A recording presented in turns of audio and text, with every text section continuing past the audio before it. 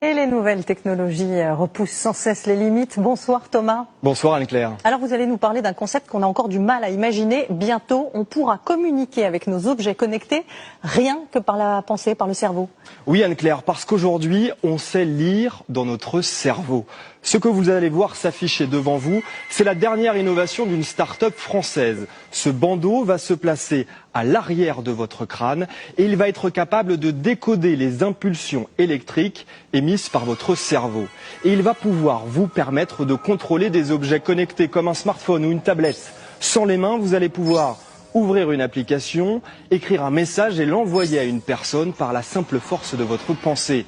Tous les géants du web travaillent sur cette technologie. Facebook, par exemple, promet bientôt de pouvoir taper 100 mots à la minute directement à partir de votre cerveau.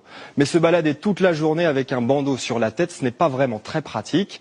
Une solution invisible pourrait bientôt voir le jour, puisqu'Elon Musk, le patron de Tesla, a mis 100 millions d'euros sur la table pour développer ce type d'électrode 2 fois plus fine qu'un cheveu. La voilà, et on va pouvoir les implanter directement sur le cortex à l'intérieur de votre boîte crânienne, et ce afin de pouvoir parfaitement cartographier votre activité cérébrale.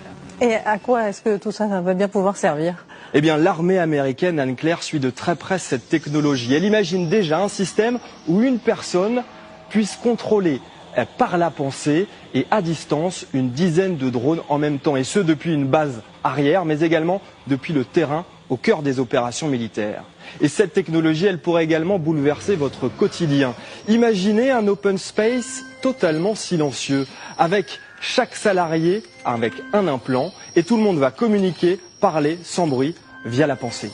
Alors attention, parce qu'avoir un système électronique à l'intérieur de notre cerveau, c'est aussi laisser la possibilité à des gens mal intentionnés de le pirater et de connaître vos envies et vos besoins.